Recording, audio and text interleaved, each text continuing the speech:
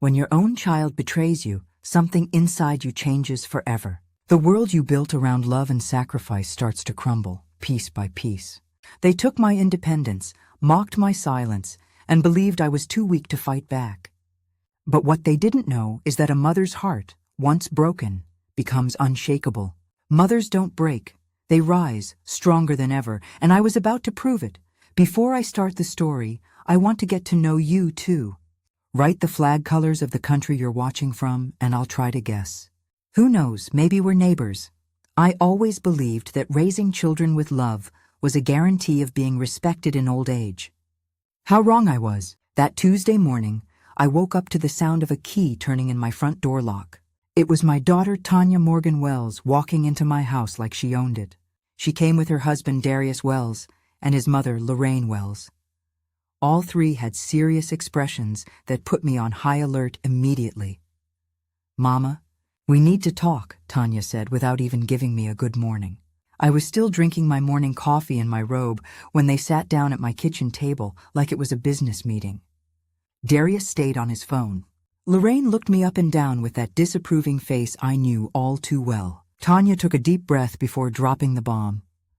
"We've decided you don't need the car anymore. Darius already sold it to Silva's Auto Repair down on Campbellton Road." My world stopped. That car wasn't just transportation, it was my freedom. It took me to doctor appointments, grocery shopping, to my friends' houses. It was proof that I was still independent at 57 years old. "What do you mean y'all sold my car?"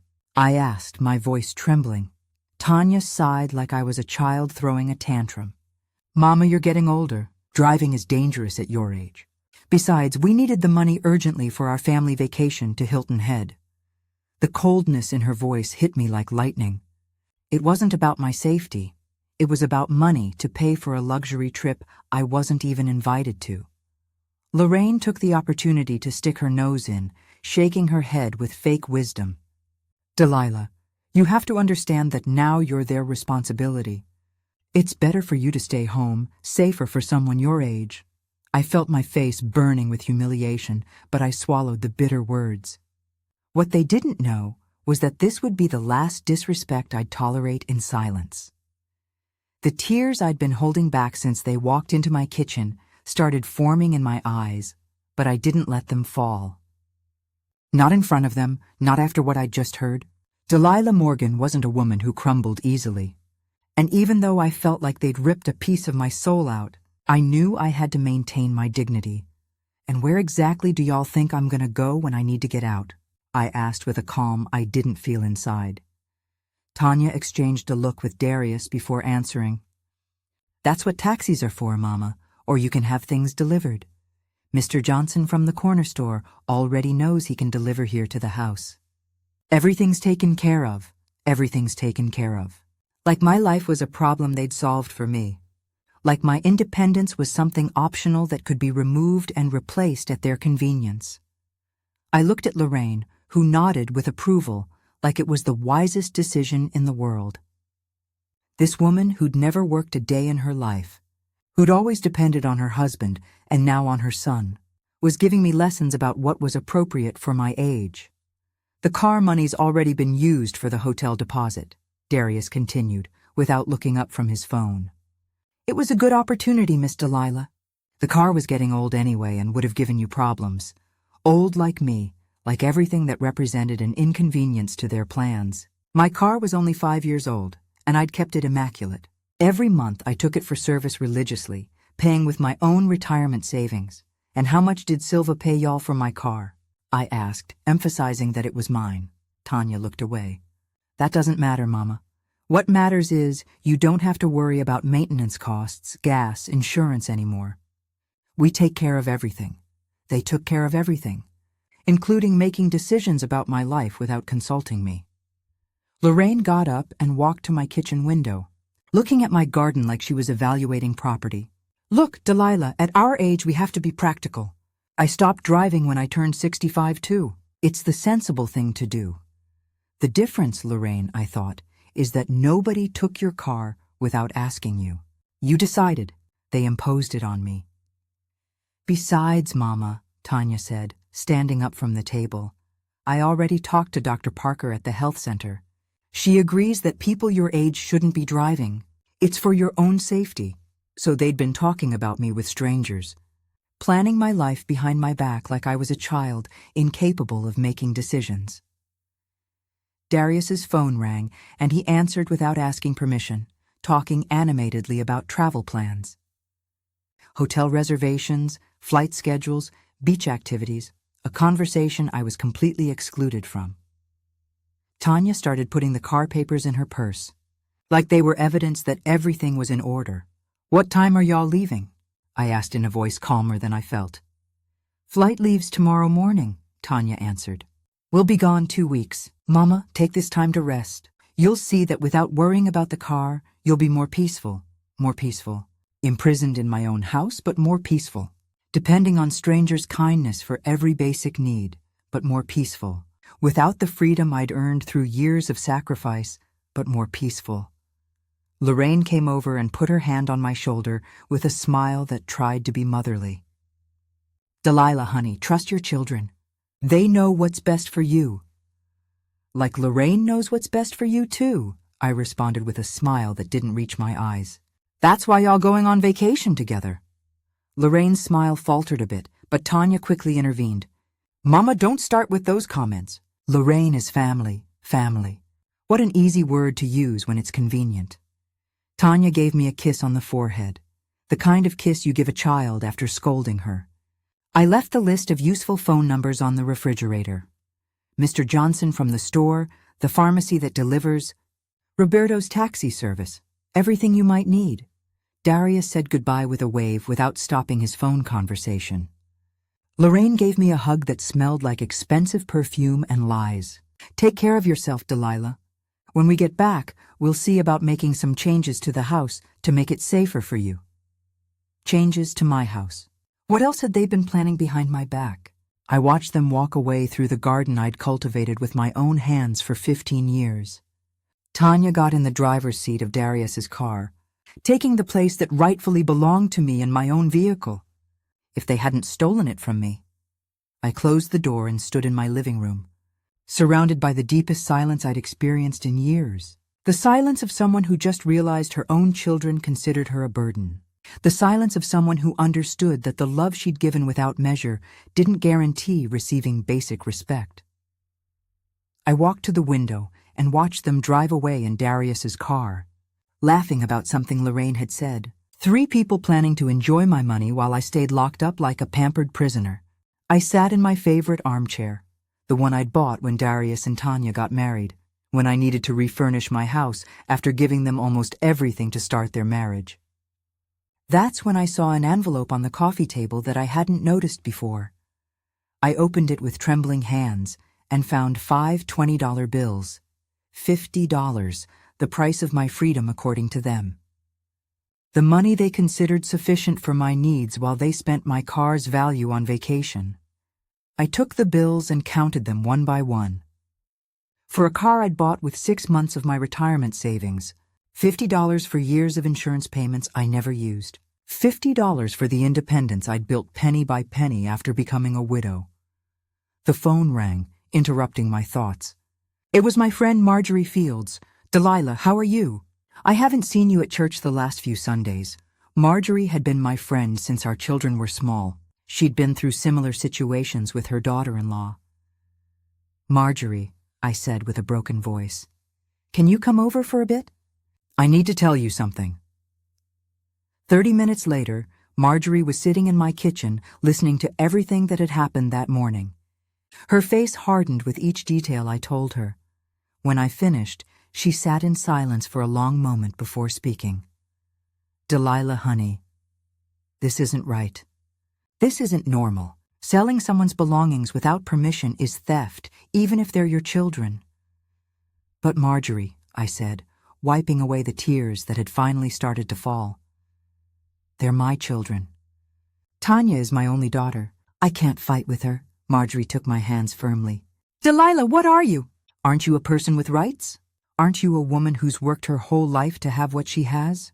She was right. For 40 years I'd worked as an administrator at the public school district.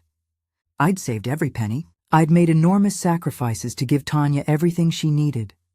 I'd paid for her education, her wedding, helped with the down payment on her house, and this was my payment. You know what I think, Delilah. Marjorie continued. I think they counted on you staying quiet, accepting everything without complaining, like you always have. But I've known you for 30 years, and I know the Delilah I met wouldn't let herself be walked on like this. Marjorie was right. The Delilah who had raised Tanya alone after her father abandoned us when she was 12, that Delilah wouldn't have stayed quiet. The Delilah who had worked double shifts so her daughter could go to private school, that Delilah would have fought for what was hers. But Marjorie, what can I do? They already sold the car, already spent the money. Marjorie stood up and walked to my kitchen window. Delilah, tell me something. Is this house in your name? I confirmed that yes. After Tanya's father left, I'd worked extremely hard to make sure the house was in my name only. It was my security. And your savings, your retirement, everything, all in my name. Marjorie smiled for the first time since she'd arrived. Then, dear friend, you have more power than you think. They might have taken your car, but they can't take everything. She came over and hugged me tight. And there's something else you can do. You can show them that the mama they took advantage of doesn't exist anymore. That afternoon, after Marjorie left, I sat in my garden thinking about her words. The garden I'd planted and cared for by myself, the rose bushes that bloomed because I watered them religiously every morning, the azaleas that had grown to the fence because I'd given them the care they needed. Everything around me was the product of my work, my effort, my dedication.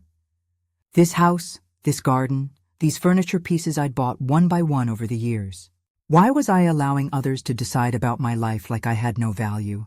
That night, while Tanya and Darius celebrated at some expensive restaurant, preparing for their pleasure trip with my car money, I sat down to make a list. A list of all the times I'd given in, allowed my opinion not to count, accepted being treated like just another piece of furniture in the house. The list was longer than I expected. Since Darius joined the family, my place had been gradually diminishing. First it was small things. Mama, better not invite your friends over on Sundays. Darius is tired and needs to rest. Then bigger things. Mama, don't cook that food anymore. Darius doesn't like spicy food. And finally, decisions about my own life. Mama, don't go out so much. It could be dangerous. Everything had been a gradual process to get me used to having less voice, less vote, less importance in my own life. And I'd allowed each step of that degradation because I thought it was love. Because I thought giving in was what good mothers did.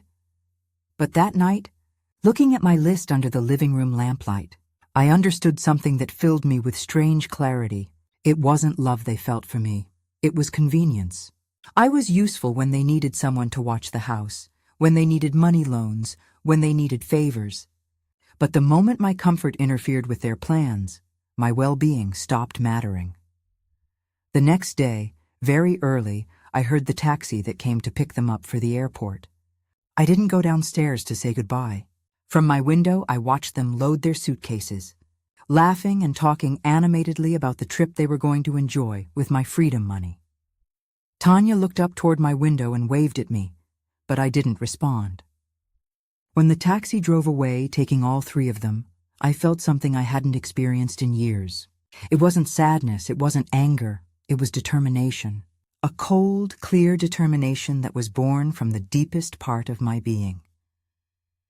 Marjorie was right. They had counted on me staying quiet. They had counted on me accepting everything without protesting.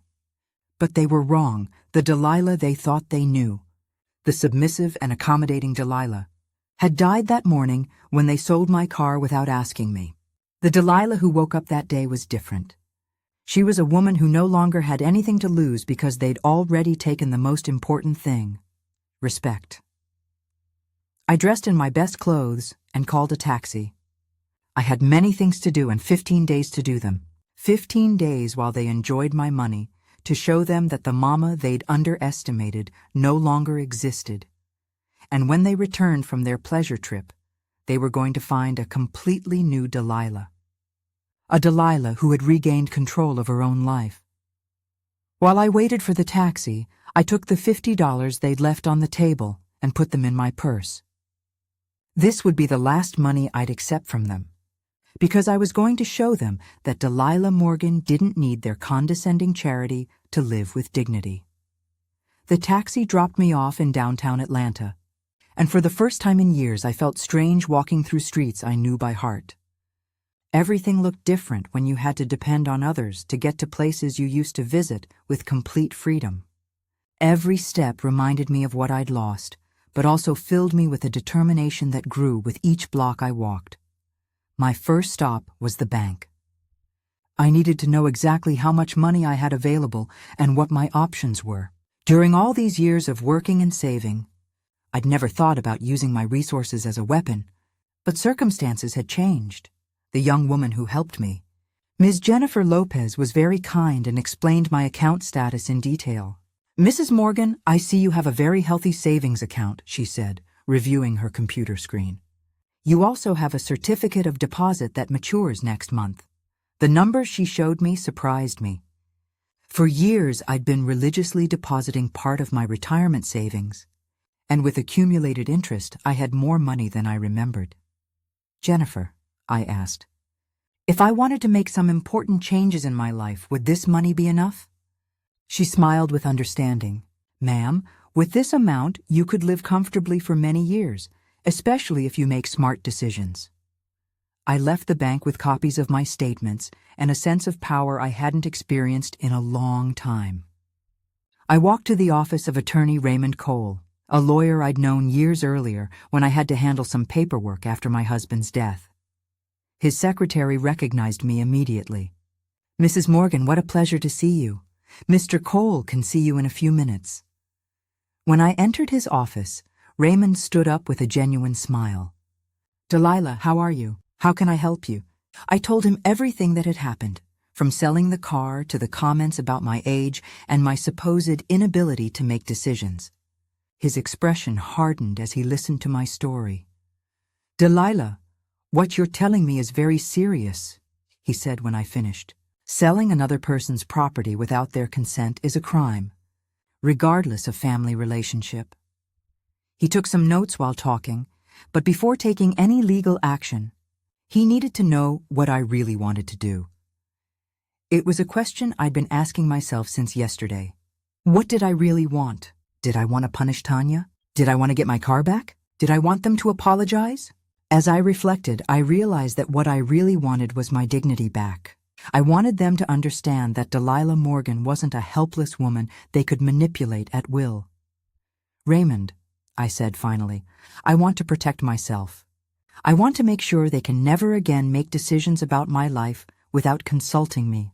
And I want them to find a very different reality than they expect when they return from their trip." Raymond nodded understandingly. "I understand perfectly. We're going to prepare some documents that protect your assets and your autonomy. I'm also going to give you the contact of a private investigator who can help us recover information about the car sale." He handed me a business card. "Andre Parker. He's very discreet and very effective." I left the lawyer's office with a folder full of documents and a clear plan in my mind. My next stop was Andre Parker's office. Andre Parker's office was in a quiet building near Piedmont Park. He was a man in his late 40s with a calm but firm presence that inspired confidence. Immediately, "Mrs. Morgan," he said after listening to my story, "cases like yours are more common than you imagine. Adult children who gradually take control of their parents' lives until they feel like prisoners in their own existence." His words described exactly what I'd been living through. "What we need to do," he continued, "is give you back total control over your life. And that means you have to make some important decisions." He explained different options. I could stay in my house and establish very clear boundaries, or I could consider a complete change of environment. "Mr. Parker," I asked, "do you think a woman my age can start over somewhere else?" His answer surprised me. "Ma'am, you're 57 years old, not 87. You're in perfect physical and mental condition. You have financial resources.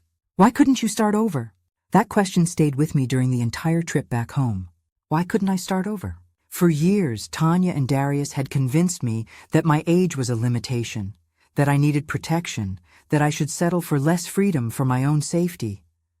But was that true, or was it just a way to control me? When I got home that afternoon, I sat in my garden with a cup of tea, and for the first time in a long time, really observed my surroundings. This house had been my refuge for 15 years, but it had also become my prison. Every corner reminded me of the concessions I'd made, the times I'd given up my space to maintain family peace. The room that had been my study I'd converted into a bedroom for Darius when he needed a space to work from home. The living room where I used to receive my friends for our quilting meetings was now arranged according to Tanya's taste, because, Mama, you need to modernize the decoration a little. Even my kitchen had changed to accommodate Darius's culinary preferences. That night, while I ate dinner alone in the dining room that had once been the heart of joyful family gatherings, the phone rang. It was Tanya calling from the hotel. Mama, how are you? Have you gotten used to being without the car? Her voice sounded cheerful, relaxed, like she'd solved a minor problem. Tanya, I responded with a calm I didn't know I had. I'm very well. In fact, I went out quite a bit today. I went to the bank, visited Attorney Cole, met some new people. There was silence on the other end of the line. Attorney Cole? Why did you go see him, Mama?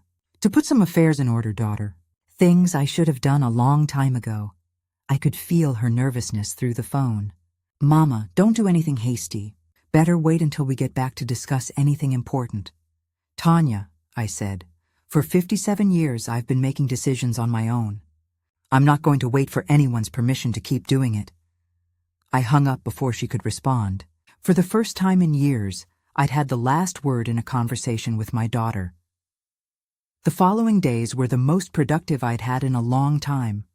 Andre took me to see several apartments in different areas of the city. Some were in buildings exclusively for older people, with medical services and recreational activities. Others were normal apartments in quiet neighborhoods where I could live completely independently. What kind of life do you want to have, Mrs. Morgan? Andre asked while we visited a beautiful apartment overlooking the park. Do you want to be surrounded by people your age, or do you prefer a more diverse environment? It was a question I'd never asked myself. For years, my life had been defined by others' needs. Now I had the opportunity to choose according to my own desires. Andre, I responded. I want to be where I can be myself without having to ask permission or give explanations. He smiled and wrote something in his notebook. Then I think I have the perfect place for you. The apartment he showed me the next day took my breath away. It was a second floor in a small, elegant building, with a terrace overlooking a beautiful community garden. It had 2 bedrooms, a modern but cozy kitchen, and a living room with large windows that let in lots of natural light. This building has a very active community, Andre explained. There's a book club, yoga classes, game nights. But there are also many people who simply live their lives quietly. Most importantly, it was only 20 minutes from downtown, but in a completely different neighborhood from mine. How much does it cost? I asked, though I'd already decided I wanted to live there. The price was reasonable. And according to my calculations, I could pay it comfortably with my retirement savings and still have money left to live well. When could I move? Andre checked some papers. If you want, we could have everything ready in a week. A week. In a week, I could be living in a place where nobody knew my history, where I could simply be Delilah Morgan, an independent 57-year-old woman who had decided to start a new chapter of her life. The idea excited and terrified me at the same time. That afternoon, I called Marjorie to tell her about my plans. Her reaction was immediate and enthusiastic. Delilah, that sounds wonderful. It was about time you took control of your life, but then her voice became more serious. But what are you going to do about Tanya? Are you going to tell her before you move? It was the question I'd been avoiding. Did I owe Tanya an explanation? Did I have an obligation to discuss my decisions with the same person who had sold my car without consulting me? Marjorie, I said, Tanya had many opportunities to treat me with respect. She chose not to. Now I'm choosing what's best for me. The following days were a whirlwind of activity. I hired a small, discreet moving company. I began separating my belongings, deciding what I'd take to my new life and what I'd leave behind. It was a more emotional process than I expected. Every object told me a story, reminded me of different times in my life. The photos of when Tanya was little, when we were happy together, just the two of us after her father left.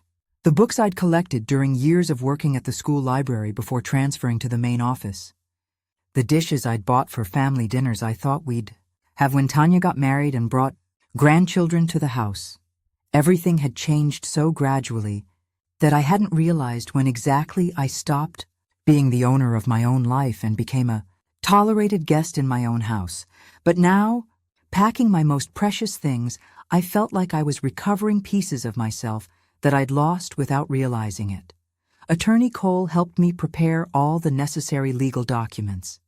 A power of attorney that clearly specified that I maintain total control over my assets. A document establishing my mental competence and my right to make decisions about my own life. And a legal letter addressed to Tanya, explaining the consequences of selling someone else's property without authorization. Delilah, Raymond told me when I signed the final papers, "You're doing the right thing. For too long you allowed others to make decisions for you. It's time you recovered your autonomy." His words filled me with a confidence I hadn't felt in years. 2 days before the move, I received another call from Tanya. This time her voice sounded different, more tense. "Mama, I talked to Mr. Johnson from the corner store, and he said you haven't been ordering home deliveries. How are you eating? How are you getting around to do your things?" "Tanya," I responded, "I've been getting around perfectly well. Taxis work very well, and I've met very kind people who have helped me when I needed it." It wasn't a lie. Andre had introduced me to several of my future neighbors, and they'd all been incredibly welcoming. "But Mama, you don't know those people. They could take advantage of you." The irony of her words would have made me laugh if it weren't so sad. My own daughter, who had taken advantage of my generosity for years, was warning me about strangers who had treated me with more respect in a week than she had in months. "Tanya," I said, "I'm already a grown woman. I know how to take care of myself." There was a long silence on the other end of the line. "Mama, are you upset with me? Your voice sounds different." It was the first time in a long time that she seemed worried about my feelings instead of her convenience. "I'm not upset, daughter," I responded honestly. "I'm disappointed, but that's something we can talk about when you get back." I hung up and continued packing. Only 2 days left.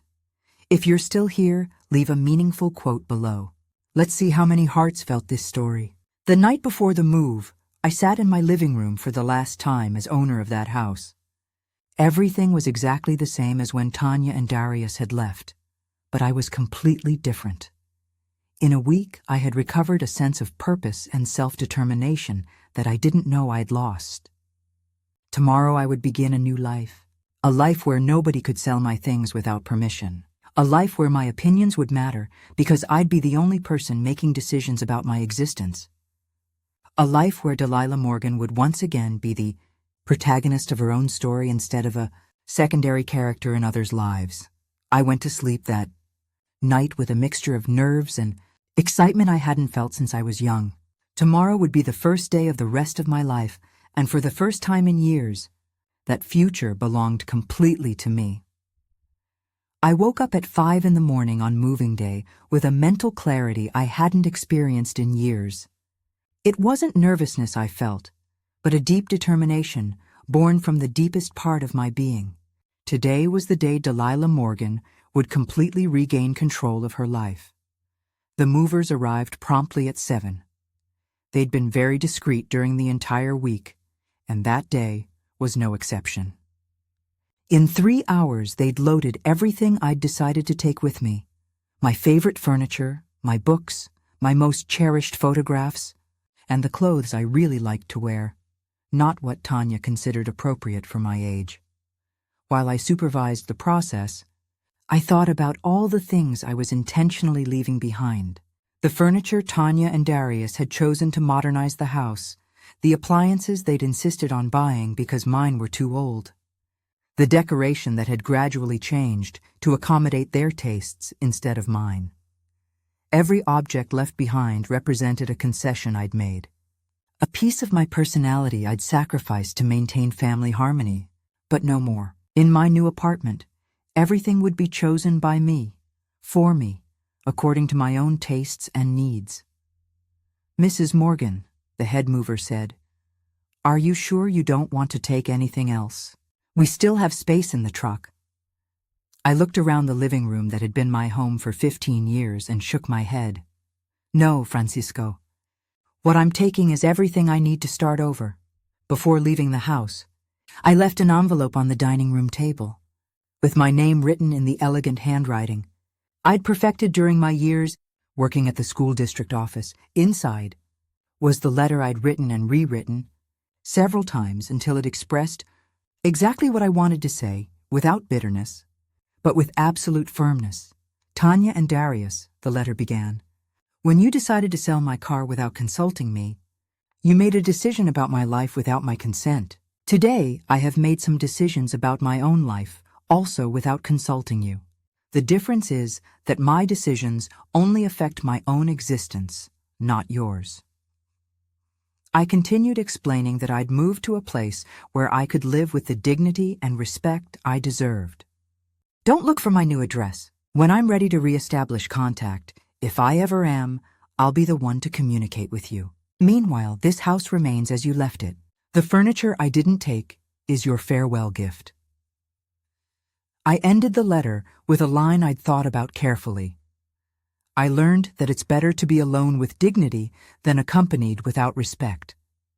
Take good care of the house until I decide what to do with it. With love, but with boundaries, Delilah. The trip to my new apartment took only 20 minutes, but it felt like a journey through time toward a version of myself I'd forgotten existed. Delilah Morgan, the independent woman. Delilah Morgan, the one who made her own decisions. Delilah Morgan, the one who didn't need anyone's permission to live her life. Andre was waiting for me at the building entrance with the keys and all the final documents. "Miss Delilah," he said with a genuine smile, "welcome to your new home." His words moved me more than I expected. It had been so long since anyone had welcomed me anywhere. The movers were very efficient arranging my things in the apartment. I was surprised to see how my furniture looked different in this new space, as if they'd been waiting for this opportunity to show their true personality. My favorite armchair, which in the other house had been relegated to a corner because it didn't match the modern decoration, here occupied the central place in the living room with all the dignity it deserved. My first neighbor to knock on my door was Gloria Banks, a woman about 60 years old with an infectious smile and energy that inspired me immediately. "Neighbor," she said, "I came to welcome you to the building and invite you for coffee when you're settled." It wasn't a social obligation invitation, but a genuine offer of friendship. "Gloria," I responded, "I'd love to have that coffee. In fact, if you're not in a hurry, we could have it right now. I just connected the coffee maker." Her face lit up. "Perfect. And if you'd like, afterwards I'll introduce you to some of the other neighbors. We have a very nice group here." While I prepared coffee in my new kitchen, I realized it had been years since I'd invited anyone to my house on my own initiative. In the previous house, visits had to be approved by Tanya and scheduled according to Darius's convenience. Here, in my own space, I decided who to invite and when. Gloria told me about the building's community. "We're 12 apartments," she explained, "and most of us are independent women. Some widows like you and me, others single, others divorced, all with interesting stories and desire to live this stage of our lives well." She told me about the activities they organized. "Tuesdays we have book club. Thursdays aqua aerobics class at the sports center nearby. Saturdays we sometimes organize trips to the movies or theater, but don't feel pressured to participate in anything. Here everyone lives as they want." That freedom to choose without pressure was something I'd forgotten existed. "Gloria," I asked, "did all of you come here looking for a new life?" Her answer touched me. "Honey, I think we all came here looking to be ourselves again. It's incredible what a person can lose of their own identity when they live to please others." After Gloria left, I continued unpacking and arranging my things. Every object I placed in its new location felt like a declaration of independence. My poetry books, which Tanya considered a waste of time, occupied the place of honor in the living room. My plants, which Darius said made the house messy, found the perfect spot on the terrace overlooking the garden. As evening fell, I already had the apartment basically organized. I poured myself a glass of wine, something I hadn't done in months because Darius said older ladies shouldn't drink alcohol, and went out to my terrace to contemplate my new environment. The community garden was beautiful, with flowers of all colors and several neighbors walking peacefully. That's when my phone rang. It was Tanya, and for the first time in a week I decided to answer. "Mama, finally you answer. We've been very worried. We called the house and the landline doesn't answer." Her voice sounded anxious, but not exactly worried about my well-being, rather about not being able to control my situation. "Tanya," I responded with a calm that surprised me. "I'm perfectly fine. I simply decided to change some things in my life." There was silence on the other end of the line. "What kind of changes, Mama?" "Your voice sounds strange." "Daughter," I said, "when you return from your trip we can talk about the changes I've made. For now, I just want you to know that I'm very well and very happy with the decisions I've taken." I could feel her frustration through the phone. She was used to having total access to my life, knowing exactly where I was and what I was doing at every moment. "Mama, I don't like how this sounds. Are you angry with me about the car? Because if that's it, we can talk and reach an agreement." An agreement, as if selling my property without permission was something negotiable. "Tanya, I'm not angry. I'm disappointed but not angry. And there's nothing to negotiate about something that already happened." "But Mama," she insisted, "you can't be making important decisions without consulting us. We're your family. We have the right to give our opinion about what's best for you." Her words revealed exactly the mentality I'd been tolerating for years. They had the right to give their opinion about my life, but I had no right to give my opinion about decisions that affected me. "Tanya," I said, "for 57 years I've been making decisions about my life.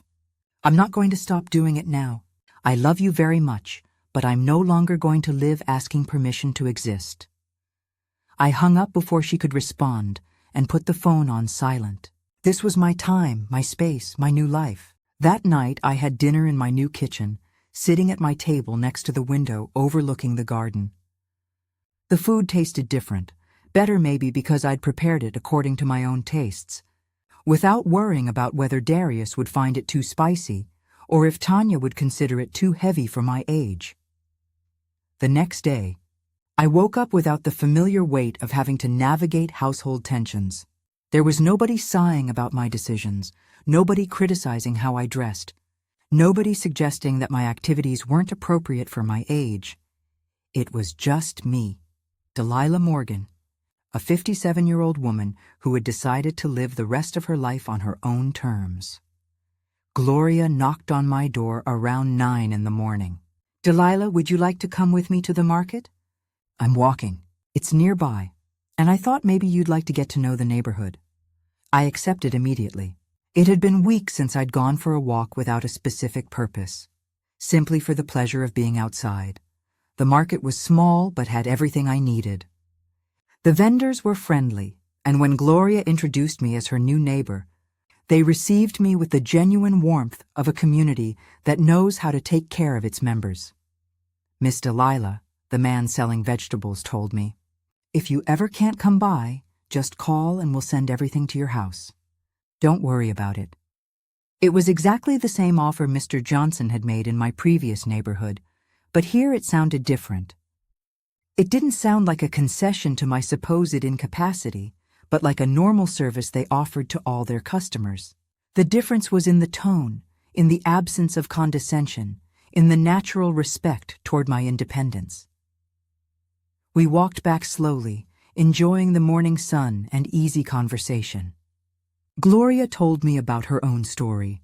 "I came here 3 years ago," she said, "after my son decided I was too old to live alone. Turns out I was only too old to live under his rules." Her story resonated deeply with me. "Don't you miss your old house?" I asked. "At first, yes," she responded honestly. "But then I realized I missed the idea of the house, not the reality of how I was living there. Here I have less space but more freedom. And in the end, what's worth more?" That afternoon, Attorney Cole called to inform me that he'd located the buyer of my car. "Delilah, I have good and bad news," he said. "The bad news is that Silva's Auto Repair did buy the car, but for much less money than it's actually worth. The good news is that the sale is illegal because you never signed the transfer papers." "What does that mean exactly, Raymond?" I asked. "It means that legally the car is still yours. We can recover it if you want, but that would involve a lawsuit against your daughter and son-in-law." It was a decision I'd been avoiding making. Did I really want to take my own daughter to court? "Raymond," I said after thinking for a moment, "the car isn't what's important anymore. What's important is that they understand they can't keep making decisions about my life. Can we use this information another way?" He immediately understood what I was asking. "Of course, Delilah. We can prepare a legal letter explaining that you're aware a crime was committed, but for now you're choosing not to proceed legally.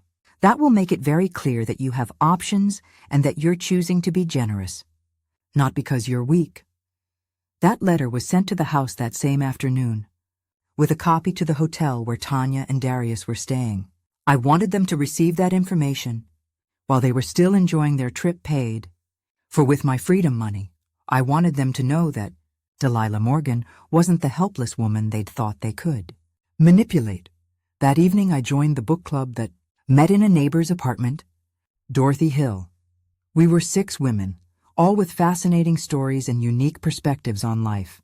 We were discussing a novel about a woman who decided to start over at 70, and the conversations that emerged were the most stimulating I'd had in months. "You know what I like most about this book?" said Evelyn Tate, a woman about 65 who'd been a teacher for 40 years. "That the protagonist doesn't need anyone's permission to change her life. She just decides she wants something different and does it. It's curious," Dorothy added, "how society teaches us that after a certain age, we no longer have the right to want new things, as if the desire to grow and change had an expiration date." Her words described exactly what I'd been feeling for years without being able to put it into words.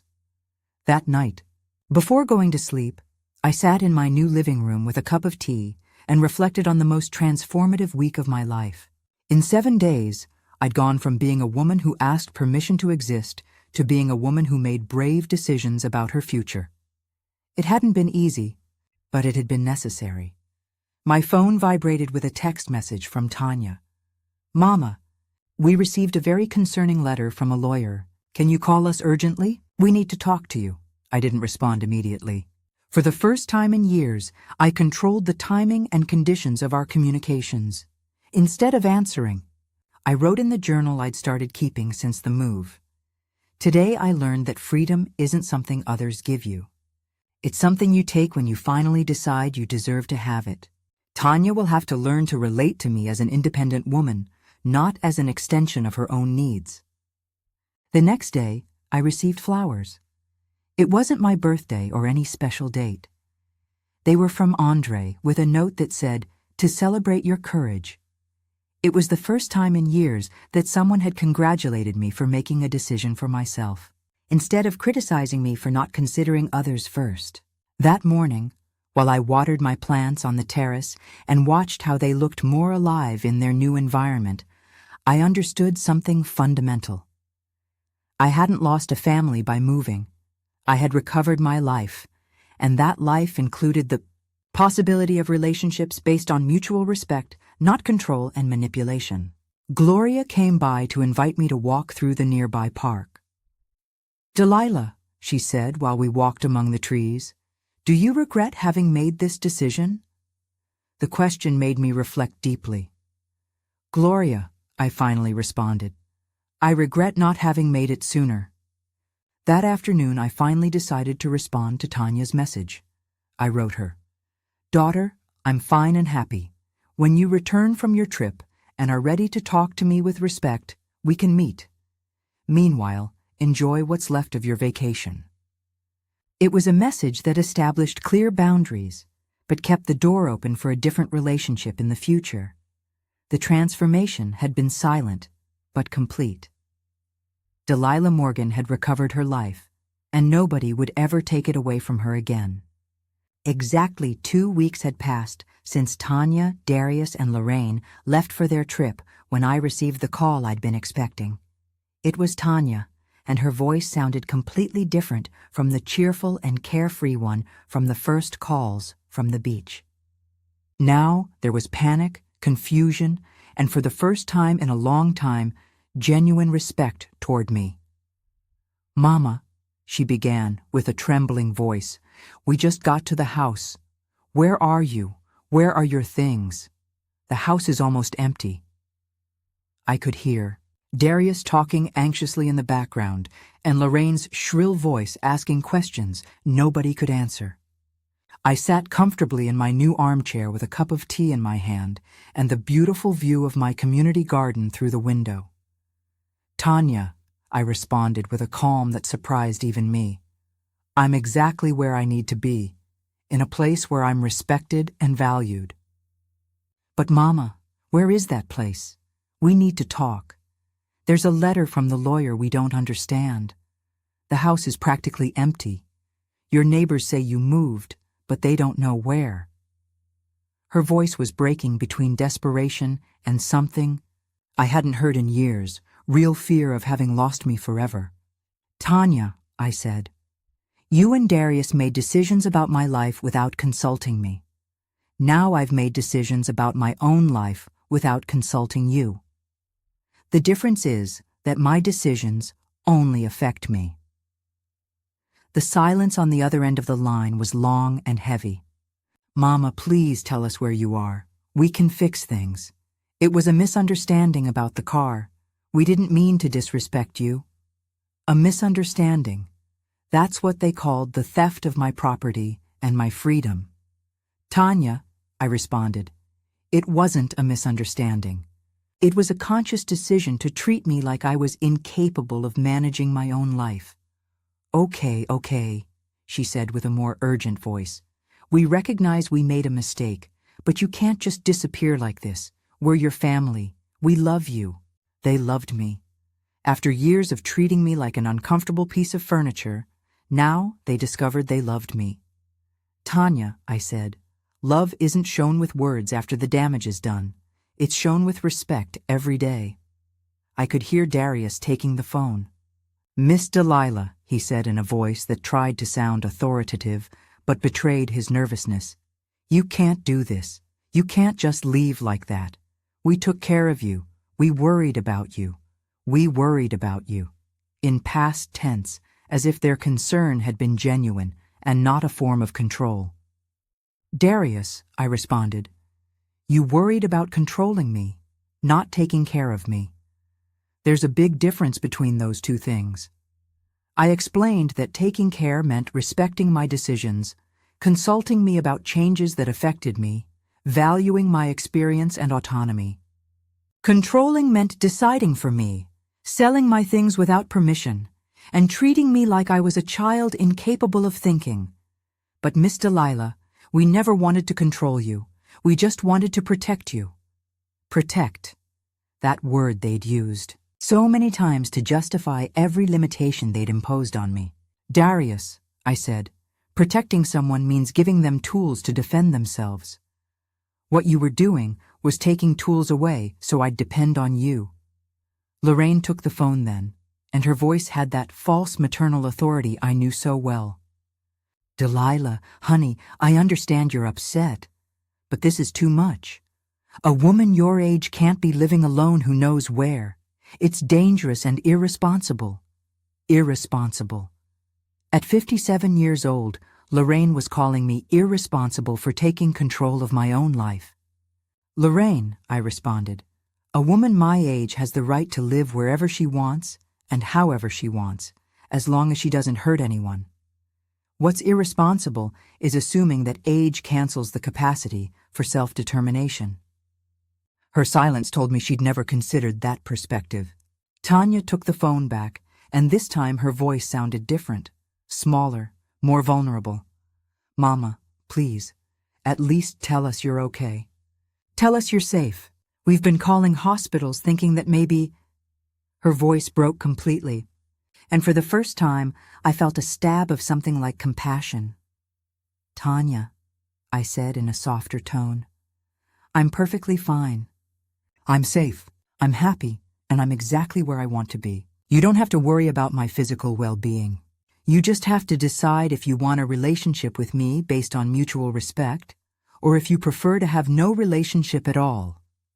"No relationship at all?" she asked with genuine horror. "Mama, you're my mother. You can't cut off the relationship just like that."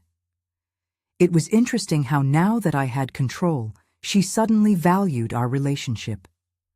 "Tanya," I said, "I'm not cutting off anything. I'm offering something different. A relationship between two adults who respect each other mutually." "What does that mean exactly?" asked Darius, who had taken the phone back. "It means," I explained patiently, "that if you want to have a relationship with me, it will be on my terms. It means nobody will ever again make decisions about my life without consulting me. It means my opinions will be heard and respected. It means I'll never again be treated like a burden or a problem to solve. And if we accept those conditions?" Tanya asked with hopeful voice. "Will you come home?" Her question revealed that they still didn't completely understand the situation. "Tanya," I said, "this is my home now. If you want to see it someday, you can visit me here. But only when I'm ready to receive visits, and only if you come with an attitude of respect." The silence that followed was the longest of the entire conversation. I could hear urgent whispers, low-voiced discussions, and finally Tanya spoke again. "Mama, can we come see you tomorrow? Just to talk, to apologize properly." It was the first time they'd mentioned apologizing without conditions. "Tanya," I responded after thinking carefully, "you can come Saturday afternoon. Just you and Darius. Lorraine isn't invited for now." I heard an indignant protest in the background, but I continued. "You'll come as guests to my house, not as people who have a right to be here. If at any moment I feel I'm not being respected, I'll ask you to leave. Understood?" "Understood, Mama," Tanya said quickly. "Can you give us the address?" I paused for a moment. Giving them my address meant allowing them access to my new world, my new refuge. It was a risk, but it was also an opportunity to establish once and for all how things would be from now on. I gave them the address and specific instructions. "Come at 3 in the afternoon. Don't bring anything. Don't try to stay too long, and come prepared to listen more than you talk." I hung up with a mixture of anxiety and determination. Saturday would be the definitive test of whether this new relationship was possible. The days between that call and Saturday, I spent preparing myself emotionally for the encounter. Gloria became my confidant and advisor. "Delilah," she said one afternoon while we had coffee in her apartment, "what do you really want to happen Saturday? Do you want them to apologize? Do you want them to understand what they did to you? Or do you want something else?" Her question made me reflect deeply. "Gloria," I finally responded, "I want them to understand that Delilah Morgan isn't the same woman who left that house 2 weeks ago. I want them to see they can't go back to treating me like before, and I want to know if they're capable of relating to me as an equal, not as a subordinate." "And if they're not capable?" she asked gently. It was the question I'd been avoiding facing. "Then I'll know I made the right decision by distancing myself, and I can live in peace knowing I did everything possible to save the relationship without sacrificing my dignity." Friday night. "Attorney Cole called to inform me about an interesting development." "Delilah," he said, "Silva from the auto repair shop contacted me today. Apparently Tanya and Darius went to see him demanding he return the money they paid him for the vehicle." I laughed despite the seriousness of the situation. "Really?" I asked. "And what did he tell them?" Raymond laughed too. "He told them the deal was made with them, not with you, and that if there were legal problems, it was their business to resolve." He also mentioned that a lawyer had contacted him asking about the legality of the sale. It was perfect. Now they understood that their actions had real legal consequences. that they couldn't simply do whatever they wanted with my property and expect nothing to happen. "Raymond," I said, "keep that information available in case we need it tomorrow." Saturday arrived with clear skies and a gentle breeze that made the afternoon perfect. I dressed carefully, not to impress, but to feel secure and comfortable in my own skin. I chose a dress I really liked, but that Tanya had always criticized for being too youthful for my age. Today it would be perfect. At exactly 3 o'clock I heard my apartment buzzer. From my window I could see Tanya and Darius standing at the building entrance, looking up with nervous expressions. They looked smaller than I remembered, less imposing. The dynamic had completely changed. "Good afternoon," I said through the intercom. "Come up to the second floor, apartment 2B. I opened my apartment door and waited for them at the threshold. When they got off the elevator, their faces of amazement told me everything I needed to know. They hadn't expected to find me so well, so serene, so obviously in control of my new life. "Mama," Tanya said, approaching as if to hug me, but my posture indicated she should maintain some distance. "Tanya, Darius," I greeted them formally. "Please come in." I guided them to my living room, where I indicated the chairs while I sat in my favorite armchair, clearly establishing that this was my house and they were my guests. The initial silence was uncomfortable but necessary. They needed to completely absorb the new reality. I was in control. They were on my territory, and the rules had changed forever. Tanya looked around the apartment with a mixture of surprise and what could have been admiration. "Mama," she finally began, This is very nice. You look very comfortable here." It was a genuine compliment, maybe the first I'd received from her about my tastes or decisions in years. "Thank you, Tanya," I responded. "I chose this place because it allows me to be completely myself." Darius looked clearly uncomfortable, as if he didn't know what his place was in this new configuration. "Miss Delilah," he finally said, "we want to apologize. We realize we made a mistake with the car." His words sounded rehearsed, but at least they were a start. "Darius," I responded, "I appreciate the apology, but I need you to understand that the car was just a symptom of a much bigger problem." I explained how for months, maybe years, they had been gradually eroding my autonomy and dignity. Every decision they made about my life without consulting me, every time they treated me like I was incapable of thinking for myself, every comment about what was appropriate for my age. Tanya began to cry softly. "Mama, I never thought I was hurting you. I thought I was taking care of you." Her tears seemed genuine, but I needed more than emotional regret. I needed real behavioral change. "Tanya," I said with gentleness but firmness, "intentions don't erase the impact of actions. For a long time you confused taking care of me with controlling me, and I confused allowing that control with showing maternal love. It was important that we both understood our part in the dynamic that had become so toxic." "What can we do to fix this?" Darius asked, and for the first time his voice sounded humble instead of defensive. "You can start," I told them, "by understanding that I don't need you to fix anything. What I need is for you to respect me as an adult capable of making her own decisions." I explained my new conditions clearly. If they wanted to have a relationship with me, it would be based on mutual respect. My decisions about my life weren't subject to their approval. My finances, my health, my social life. All of that was my business, unless I specifically asked for their opinion or help. "But Mama," Tanya protested, "you've always been very open with us about those things. We've always been involved in your life. It was exactly the point I needed to clarify. Tanya, there's a difference between sharing information voluntarily and having to report every aspect of my life to get approval." Darius seemed to be processing the information slowly. "Miss Delilah, does this mean we can't give you advice anymore? We can't worry about you?" His question revealed he still didn't completely understand the difference between welcome participation and unsolicited control.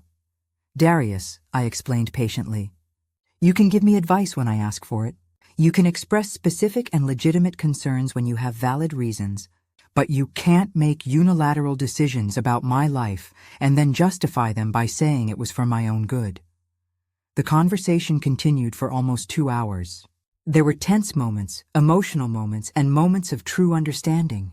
Tanya admitted she'd started seeing me more as a responsibility than as an independent person. Darius acknowledged he'd assumed a paternalistic role that didn't belong to him. Is there any possibility, Tanya asked toward the end of the visit, that someday you might come back home? Her question broke my heart a little, but also reaffirmed my decision. Tanya, I said, this is my home now.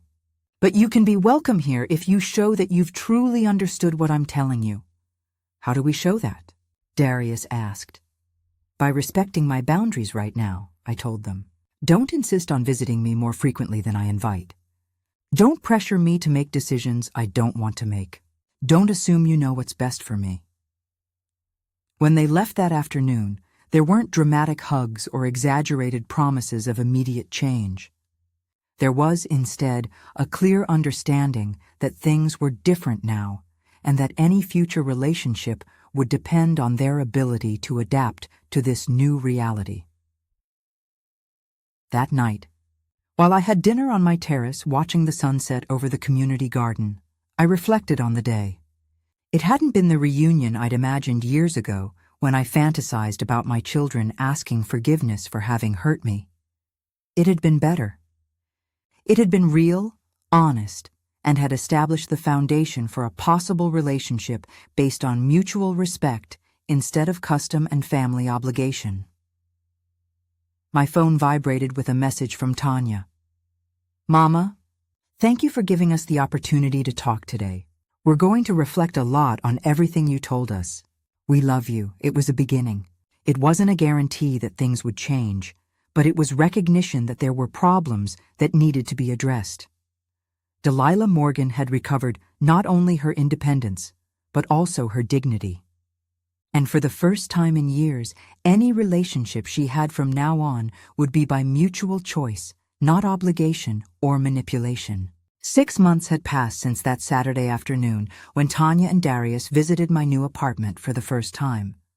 6 months in which my life had found a completely new rhythm, a cadence that responded only to my own desires and needs. Mornings had become mine again, without the weight of outside expectations or the anxiety of having to navigate family tensions I hadn't created. Each day began with the simple but deeply satisfying ritual of preparing my coffee exactly how I liked it, without hurry and without having to consider anyone else's tastes or schedules. I would sit on my terrace contemplating the community garden that had flourished under the collective care of the neighbors, and I felt a peace I'd forgotten existed. Gloria had become more than a neighbor. She was the sister I never had, the friend who understood without needing long explanations. We'd developed a comfortable routine of accompanying each other without invading each other's personal spaces. Tuesdays we continued with our book club, which had grown to include 8 women, each with fascinating stories of personal reinvention. Delilah, Dorothy had told me the previous week while we discussed a novel about second chances, do you ever regret having made such a radical decision? The question made me smile because the answer was as clear as spring water. Dorothy, the only thing I regret is not having made it sooner.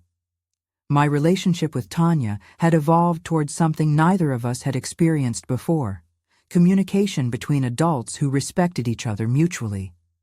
Phone calls now happened when I felt like talking, not when she needed to report something or request my participation in some plan they'd made without consulting me. Mama, she had told me in our last phone conversation, I've been reflecting a lot on everything you told me that day. I think for the first time I really understand the difference between taking care of someone and controlling someone. Her words sounded genuine, like she'd done real introspective work.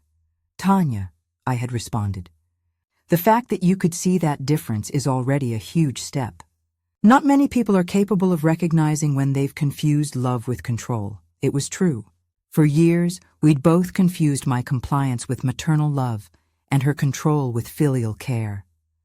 Darius, for his part, had needed more time to adapt to the new dynamic. In the few occasions we'd spoken, his conscious effort to treat me as an equal was noticeable, instead of as a responsibility he'd inherited by marrying Tanya. "Miss Delilah," he had told me a month ago, "I want you to know I've been talking to a psychologist about healthy family boundaries." The confession had pleasantly surprised me. "Darius," I had responded, "the fact that you recognize you need professional help to understand these issues shows a maturity I respect greatly." It wasn't easy for a man of his generation to admit he needed help to relate better to his mother-in-law. Lorraine, the mother-in-law, had been completely excluded from these new dynamics. Not out of revenge on my part, but because it had become clear she represented exactly the mentality I'd decided to leave behind. The idea that older women should accept less autonomy, less respect, less life simply for having reached a certain age. "Delilah," Marjorie had told me during one of our weekly walks through the park, "doesn't it make you sad to have lost so much time allowing them to treat you like that?" Marjorie had started visiting me regularly, and our friendship had flourished in this new environment where I didn't have to ask permission to receive visitors. "Marjorie," I had responded, "I've decided not to see those years as lost time, but as the price I paid to learn a valuable lesson that respect isn't given away, it's demanded, and it's never too late to demand it." It was a perspective that had given me peace instead of bitterness. My new routine included activities that had been forbidden or discouraged in my previous life. Thursdays, I'd started taking painting classes at the neighborhood cultural center. "Miss Delilah," the teacher had told me, a young woman full of enthusiasm, "you have a natural talent for capturing emotions in your landscapes." It was curious how activities Tanya had considered wastes of time had become sources of deep satisfaction. Painting allowed me to express feelings I didn't know I had, colors and forms that reflected this new emotional freedom I'd conquered. Saturday mornings, I'd return to something I hadn't done since my youth, going to the movies alone. It was a simple pleasure, but deeply meaningful. Choosing the movie I wanted to see, arriving at the time that was convenient for me, enjoying the experience without having to consider others' tastes or comfort. "Miss Delilah," Andre had told me when he found me leaving the movie theater one afternoon, "you look radiant. You can tell you're living exactly how you want to live." Andre had become more than the real estate agent who helped me find my new life. He was a friend who understood the value of self-determination. One Tuesday afternoon, while I watered my plants on the terrace, I received an unexpected call. It was Tanya, but her voice sounded different, more vulnerable. "Mama," she said, "I have something to tell you. Darius and I are considering going to couples therapy. We realized that if we couldn't relate well to you, we probably had problems relating well to each other too." The confession surprised me with its honesty. "Tanya," I responded, "that seems like a very wise decision. Healthy relationships require conscious work, not just good intentions." It was comforting to know my decision to establish boundaries had had positive effects beyond my own life. "Do you think," she asked me shyly, "that someday we could have a relationship like you and Grandma had?" She was referring to my mother, with whom I'd had a relationship of mutual respect and genuine affection until the day she died. "Tanya," I said, "I think we can have an even better relationship because it will be based on conscious choices, not family obligations." Visits had started happening naturally, about once a month. Tanya came alone, respecting the boundaries we'd established, and our conversations had acquired a depth they'd never had when we lived under the same roof. We talked about books, about her work experiences, about my new friendships and activities. "Mama," she had told me during her last visit, "I never realized how interesting you are when you're not worried about pleasing us." It was a compliment that went straight to my heart because it recognized that I was a complete person, with my own interests, not just an extension of family needs. Thanks for staying with me until the end. I've left 2 more stories on the screen. Which one's calling your name? As I finished writing in my journal that night, I reflected on the journey traveled. I had lost a toxic family dynamic, but I had gained something much more valuable, my own life back. The silence I had chosen wasn't punishment for them, but a gift for myself. In that silence, I had found my own voice again. Sometimes, when I walk through my neighborhood and see other women my age who seem diminished by others' expectations, I want to tell them it's never too late to reclaim your own life. That age isn't a death sentence for dreams, decisions, or dignity. Delilah Morgan had found something more valuable than a family that tolerated her. She had found a life that honored her, and in that life there was space for relationships that enriched her without diminishing her, that accompanied her without controlling her, that loved her without possessing her.